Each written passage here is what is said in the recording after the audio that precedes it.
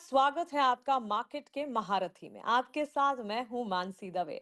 भारतीय बाजार इस वक्त एक ऐसी सिचुएशन में है जहां पर ढेर सारी चीजें हैं जो कि डाइजेस्ट करनी है। विदेशी बाजार से ढेर सारे संकेत हैं जिसे हमें समझना है। भारतीय बाजार के अपने कई सारे ट्रिगर्स हैं जिसे भारतीय बाजार समझ रहा है और उम्दा तरीके से समझ रहा है, इसे डाइजेस्ट भी कर रहा है। लेकिन ऐसे वॉलेटाइल सिनेरियोज में एक ऐसे जाने माने दिग्गज से बातचीत करना, मार्केट के इस तरह के एक्सपर्ट से बातचीत करना बेहद जरूरी हो जाता है, जो कि बाजार के हर पहलू को बारीकी से समझते हैं। इसी कड़ी में आज हमारे साथ मार्केट के महारथी में mirror asset investment managers private limited के वाइस चेयरमैन एंड सीईओ स्वरूप मोहंती जी जुड़ गए हैं। स्वरूप सर, आपका बहुत स्वागत है 18 आवर्स स्वदेश पर। सबसे पहले तो अपना समय देने के लिए आपका शुक्रिया। Nimanshi, thank you so much for having me. Like you said, बहुत इंटरेस्टिंग सा एक समय है बाजार के लिए, तो I am looking forward to this discussion.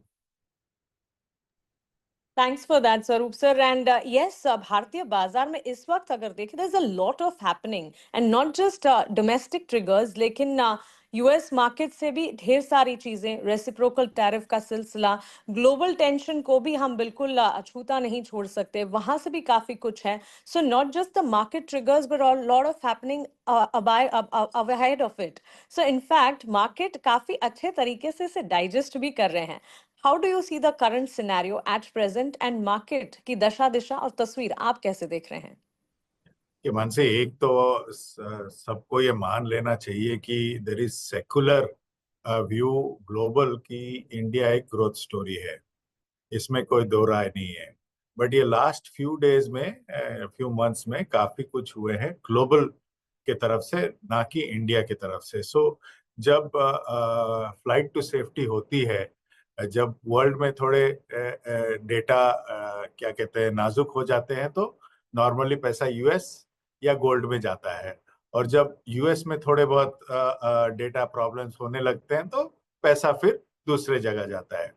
ऐसे अगर आप लास्ट ईयर के एंड से देखें, तो इंडिया के ग्रोथ, करेंसी, कॉर्पोरेट अर्निंग्स को लेके थोड़े बहुत डेटा पॉइंट्स हमें डिसअपॉइंट किए थे, तो पैसा उधर गया था। फिर ड्यू टू सैंक्शंस पूरा वर्ल्ड चेंज हो गया। और मैं ये मानता हूँ, before sanctions and after sanctions world एक एक अलग वर्ल्ड हो गया है। हर एक कंट्री अपना पॉलिसी मेकिंग पे डेफिनेटली फिर से देखेगा, from defence to financial services to capital markets, all policies across the world will be reviewed now. So वो एक सिचुएशन में है। Very interesting times, we'll have to wait and watch कि आगे जाके 3 4 5 साल ये नया जो वर्ल्ड एक उभर के आएगा वो कैसे अनफोल्ड करेगा। As a student of the market मैं भी बहुत बारीकी से इसको ट्रैक करूंगा। बिल्कुल। तो स्वरूप sir, the undertone for the market is still bullish, right? See, the undertone for India has to be bullish and has to be constructive. आप ग्लोबल ग्रोथ देखें, 2.5-3% में ग्लोबल ग्रोथ हो रही है। इंडिया जबकि ग्रोथ हमें थोड़ा ठीक नहीं लग रहा है, स्टिल नियर अबाउट 6। बहुत डिफरेंस है बिटवीन ग्लोबल ग्रोथ एंड हमारा ग्रोथ। एंड जितने जो सब ग्लोबल नाजुक डेटा पॉइंट्स निकल के आ रहे हैं, हमारे उससे कोई लेने देना नहीं है। हमारा इकोनॉमी ठीक ठाक है, एट 5.5 मानते हैं कि थोड़ा स्लो ग्रोथ हुआ है, जबकि वर्ल्ड का तो अलग ही माहौल है। हाँ, 2-3 डेटा पॉइंट्स थोड़े हमें नजर हमेशा रखने चाहिए। वो है करेंसी, एंड करेंसी पे ही डिपेंड करेगा लॉट ऑफ मनी फ्लोस। तो एट दिस मोमेंट डॉलर भी अपना रुख बदल रहा है, हेंस करेंसी भी अपना थोड़ा बहुत चेंज हुआ है in the last 2-3 months. So but broadly अगर एक ग्रोथ इकोनॉमी है ग्लोबली, वो है इंडिया। सो इंडिया के बारे में अगर कोई कंस्ट्रक्टिव नहीं है, तो मैं हमेशा बोलता हूं कि there is a risk to investing in India and there is a risk to not investing in India. Risk to not investing in India is far larger. That's a good one, Swaroop sir. And of course, I hear you there. So taking it ahead from here, विदेशी संस्थागत निवेशक और घरेलू संस्थागत निवेशक, DIIs का लगातार भरोसा था भारतीय बाजार पर। एफआईएस की वापसी का हम इंतजार कर रहे थे, अब वो दौर भी आ चुका है। पिछले 13 सेशंस की अगर बात करें, एफआईएस ने करीब 42,933 करोड़ तक की खरीदारी कर रही है। So DIIs was supporting and now FIIs की वापसी भी होती हुई दिख रही है। इसे आप कैसे देखते हैं? सी, लाइक आई सेड कि जब हर एक कोई भी बायर ना बहुत सिंपल टर्म्स में यही देखता है कि अच्छा एसेट अच्छे प्राइस पे खरीदने की कोशिश रहती है, from a fund manager to FI to DI whoever. India एक अच्छा एसेट है। प्राइस की बात जब आ जाती है तभी खरीदारी होती है।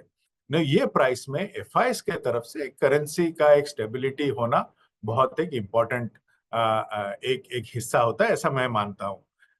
जब तक वो करेंसी थोड़ा बहुत स्टेबल ना दिखे तब तक बड़ा पैसा नहीं आएगा। इसलिए डीआईएस के लिए और आप और मेरे जैसे रिटेल इन्वेस्टर्स के लिए वो मौका है बिटवीन नाउ एंड जब वो खरीदें। इसमें कोई दो राय नहीं है कि वो खरीदेंगे, बट कभी कभी प्राइस के लिए वेट करते हैं। इंडियन मार्केट्स जो थोड़े बहुत एक्सपेंसिव थे last year, at the beginning of the year थोड़े रीजनेबल हो गए। ऐसा उम्मीद था कि चीप बन जाएंगे, बट अभी 20-25 साल से मैं ये देख रहा हूँ इंडियन मार्केट्स चीप होना बहुत एक मुश्किल सा एक सिचुएशन है। India will always be a little expensive. अगर वो देखें और रुपी थोड़ा बहुत स्टेबिलिटी देखें तो एक्चुअल पैसा आने में थोड़ा टाइम है। But you can not ignore India, like I am consistently maintaining in this discussion. तो जब वहां पे थोड़ा बहुत इंस्टेबिलिटी दिखा in the US and plus उनकी करेंसी भी थोड़ा बहुत उनके भी वीकनिंग हुई, तो पैसा जब बाहर आया तो एक अच्छा एसेट जो इंडिया है, इंडिया में आएगा ही, उसमें कोई दो राय नहीं है। बिल्कुल।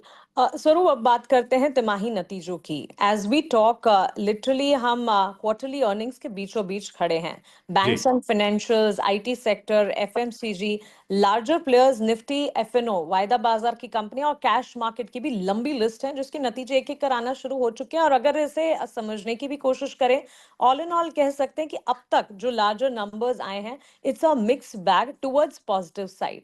सो नतीजों के लिहाज से बाजार को आप कैसे देख रहे हैं? क्वार्टरली अर्निंग्स पर आपका टेक क्या है? देखिए, like you rightly said, quarterly earnings थोड़े बेटर हुए हैं। एक्चुअली ये story last year second half में शुरू हुआ था जब quarterly earnings had disappointed the market. But वो अगर बेस माने तो वहां से यहाँ थोड़े बहुत we are seeing better earning. Some of the banks have shown up a very different trajectory from what it was last year. But अभी भी मैं मानता हूँ कि थोड़ा बहुत समबर है अर्निंग्स।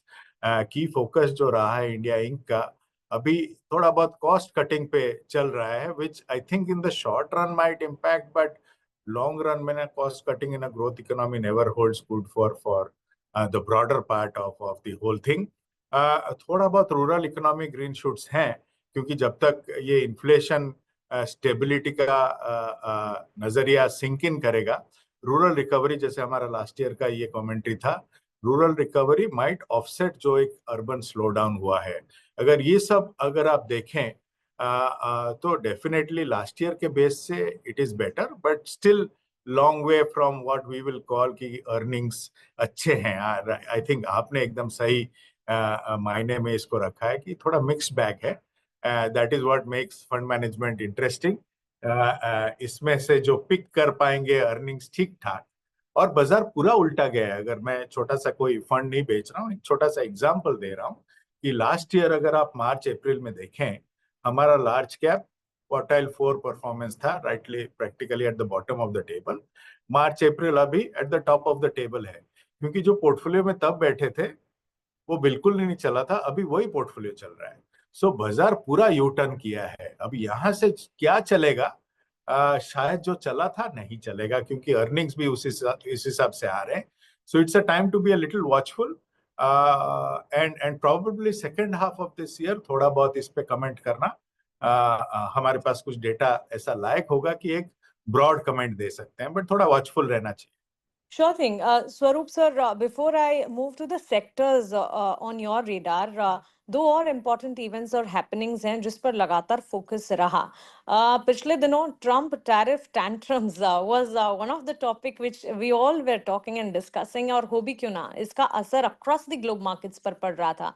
और उसकी बात हो रही थी, इसी बीच इंडिया पाकिस्तान टेंशंस भी एस्केलेट होते हुए नजर आए। सो ये सारे इवेंट्स का भारतीय बाजार पर किस तरह का असर आप देख रहे हैं?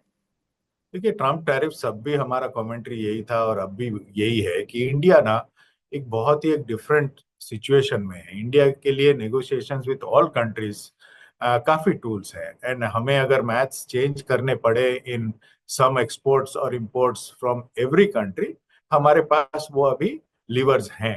ऐसा नहीं है कि एक तरफा आएगा, वो भी दर्शा रहा था in the tariffs that were levied. हमारे टैरिफ्स वेर मोर और less okay compared to the rest of the world. और उस पे भी अगर नेगोशिएशन टेबल पे आए, मैं ये डेफिनेटली मानता हूं कि इंडिया के लिए नेगोशिएशन टेबल के लिए बहुत कुछ है, बहुत लीवर्स है। तो we were not very worried about tariffs, but yes, एक एक कंट्री जो एक एक तरीके से बिहेवियर दिखाया है ओवर सो मेनी इयर्स, वो जब चेंज होता है तो लाइक आई सेड थोड़ा पॉलिसी मेकिंग में इम्पैक्ट आएगा गोइंग फॉरवर्ड। और नजरिया जो कंसिस्टेंट एक नजरिया था यूएस के लिए, शायद people will be a little watchful going forward. But मेरे हिसाब से वैसे कुछ अपॉर्चुनिटीज ना जब आते हैं तो बाजार आपको अच्छा प्राइस दे जाता है। I will not comment on the India Pakistan situation because उसके बारे में ज्यादा जानकारी नहीं है मुझे। But at least on the tariff side I can tell you कि हमारे ये हाउस व्यू है कि इंडिया एक ही कंट्री है जो यूएस, रशिया और चाइना के साथ एक साथ बात कर सकता है। ऐसे बहुत कम कंट्रीज हैं जे जो ये सिचुएशन में हैं। इसलिए as an island at this moment in the world, और ये मैं डेफिनेटली मानता हूं हम एक आइसोलेटेड आइलैंड है, हमारा सिचुएशन थोड़ा वर्ल्ड के विपरीत है। और ये बहुत खुशी होती है आपको ये कहने में। तो इसलिए जब ऐसे कुछ सिचुएशंस आते हैं और प्राइसेस आपके तरफ आते हैं, इन्वेस्टर शुड टेक कॉग्निसेंस कि एक अच्छा एसेट बहुत ही अच्छा प्राइस में मिलने लगा है और उसका फायदा लेना चाहिए। जो वो नीचे के भाव में ले चुके हैं वो शायद आज एक डिफरेंट सिचुएशन में होंगे। हैविंग सेड दैट, वर्ल्ड का डेटा पॉइंट्स बहुत नाजुक है, fragility of the world is very very strong. तो उसको आप नजरअंदाज ना करें। एक एक बहुत ही इम्पोर्टेंट सिचुएशन में है ग्लोबल मार्केट्स, और ये जो रिस्क्स हैं इसको आप नजरअंदाज ना करें। But having said that, Indian के रिस्क्स वर्ल्ड मार्केट के रिस्क से काफी कम है। So, Swaroop sir, I hear you there, and I completely second the thought कि भारतीय बाजार की situation in comparison to all the global markets काफी बेहतर है इस वक्त। तो जब conviction इतना अच्छा है भारतीय बाजार को लेकर, अब हमारे मार्केट पार्टिसिपेंट्स यही जानना चाहते हैं कि फिर ऐसे में पोर्टफोलियो गठन कैसे करना है, और अगर पोर्टफोलियो बनाना है तो कौन से सेक्टर्स हैं जिन पर नजर होनी चाहिए, और कौन से स्पेसेस हैं जिन पर अपॉर्चुनिटीज मिलने पर एंट्री टाइम्स ढूंढना चाहिए। ये मानसी, ये मैं मानता हूं कि ये फ्रेजिलिटी ऑफ डेटा जब इतना बड़ा हो तो हीरोइज्म के लिए थोड़ा कम जगह हो जाता है। थोड़ा एडवेंचरस ना हो एट दिस मोमेंट। जब डेटा पॉइंट्स ऐसे हो, it's always good to be with the core sectors of the country. और ये हम हमेशा मानते हैं कि कोर सेक्टर्स आप अगर बाजार के देखें तो फाइनेंशियल्स एक बहुत ही बड़ा हिस्सा बनता है। हमें प्राइवेट बैंक्स बहुत अच्छे लगते हैं। मेरा पर्सनल फेवरेट हमेशा रहा है हेल्थ केयर, और ये मानता हूं कि आगे जाके इंडिया हेल्थ केयर तो अभी तक चालू ही नहीं हुआ है, तो यहाँ से हमेशा एक पोर्टफोलियो में एक हेल्थ केयर आप रखें तो मुझे पर्सनली भी बहुत बेनिफिट हुआ है remaining invested in health care. Consumption in pockets हमें भी अच्छे लगते हैं। बट जो ये मैं बोलना चाहता हूँ कि जो कोर सेक्टर्स हैं उनके साथ जुड़े रहें तो अच्छा रहेगा। It is not about large cap, mid cap और स्मॉल कैप। मेरे हिसाब से दो ही कैप्स होते हैं, good cap and small cap. बाजार थोड़ा चेंज हो रहा है, शायद शायद साइकिल्स चेंज हो रहे हैं। बिजनेस साइकिल चेंज करना एक बहुत, उसके बारे में जानकारी लेना एक बहुत बड़ा स्किल है। आज के डेट में मैं शायद वो स्किल फंड मैनेजर को आउटसोर्स करूंगा। बट ये एक एक उभरते हुए जो आ रहा है in this short span is, शायद जो चले थे आगे शायद ना चले। तो थोड़ा इसके बारे में पेशेंस रखें, स्टैगर्ड वे में इन्वेस्ट करें। जो एसआईपीज है उनको तो डेफिनेटली बंद ना करें। एक एक छोटा सा फ्रॉम पोर्टफोलियो एलोकेशन अगर म्यूचुअल फंड्स फ्लो के तरफ से देखूं, लास्ट 2 साल अगर आप देखें ज्यादातर पैसा स्मॉल थीमेटिक्स और मिड में गया है। It is time to correct that. थोड़ा जो कोर सेक्टर्स है, लार्ज फ्लेक्सी कैप या मल्टी कैप्स, उसमें थोड़ा आप करें तो ब्रॉडली जो इंडस्ट्री में फ्लो आया है अगर वो करेक्ट करें तो पोर्टफोलियो एक बेहतर हो सकता है। हमेशा ये एक कोशिश रहनी चाहिए कि एक स्ट्रांग पोर्टफोलियो बनाए जो एक length and breadth of the market catch करे।